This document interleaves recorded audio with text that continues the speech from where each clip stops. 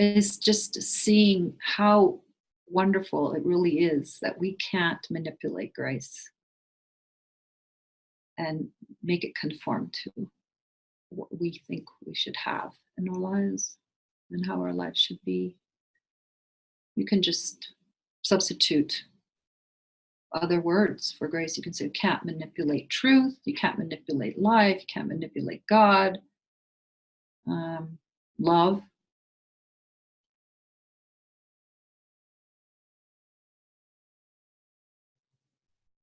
You know, I'm just going back to thinking about Ram Dass for a moment and how he had that stroke. Does everybody here know who Ram Dass is?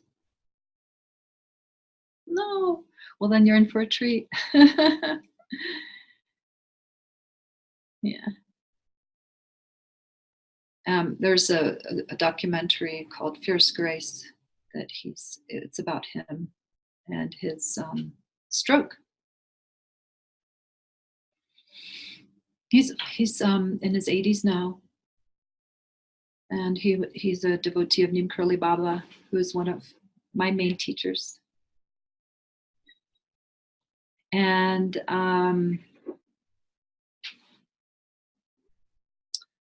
so Ram Dass is a complete bhakti. He's a devotional type all the way. And so he took his stroke as a gift from his guru and sees it as a teaching, and just was at that point in his development after years and years of practice and learning how to let go and surrender to God's will, his guru's will, life's will, that when the stroke came, he saw it as a grace. And that's the teaching for all of us, you know. And you know what I like about Ram Dass is that he's an exceptional human being, but he's a human being like us. He's divine and human, realizing his divinity and opening to the humanity and realizing that they're really one. So that's a huge teaching for all of us in general, is that everything that you experience as part of your humanity is not a mistake and is part of the divine. It's one with. And yes, it does get easier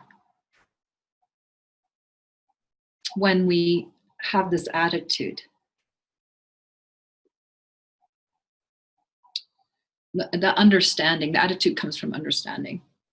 But when we have a deep understanding, even if we don't understand it here, it's a heart understanding. The heart loves no matter what. Even if if something's difficult and challenging, it loves no matter what.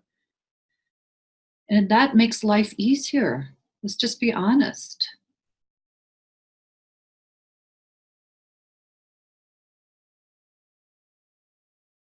And it's okay to be vulnerable and sensitive, tender. It's okay to acknowledge and admit that something's hard. It's better. It's better to share and be honest with others. You don't want to be alone in your pain, thinking that because it doesn't look spiritual that someone might judge you, or I don't know what kind, if you're in a certain type of group or environment. It's kind of a tricky thing, is that being drawn to this kind of spirituality, we recognize and see that we're much more than the suffering.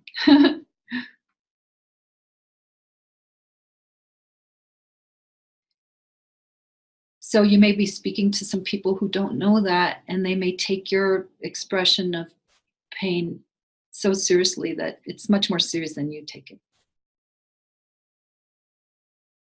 And then you may be with some spiritual types that are more interested in transcendence and just viewing you like what happened to whatever realizations you've gained over time by being honest and vulnerable.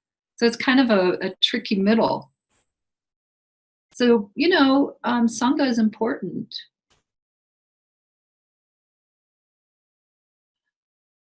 Sangha with people like yourselves here in our group who want to be real and honest and still acknowledge the truth that on some level all is well.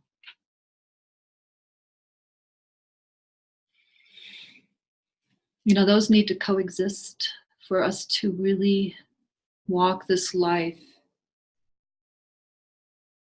in I don't know, an honest and integrated way. It hurts and it doesn't hurt. It's hard and it's not hard. I feel sensitive and vulnerable, and I'm so strong.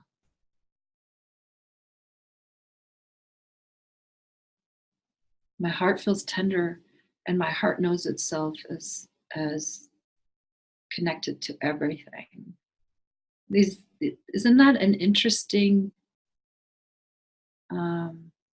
paradox? We're living the paradox. Can we acknowledge that? We're living paradox. Feel seemingly separate, but not in truth. Yeah, a bug is not me. I'm not a bug. But I'm one with the bug because I'm a bug too on some level. You know?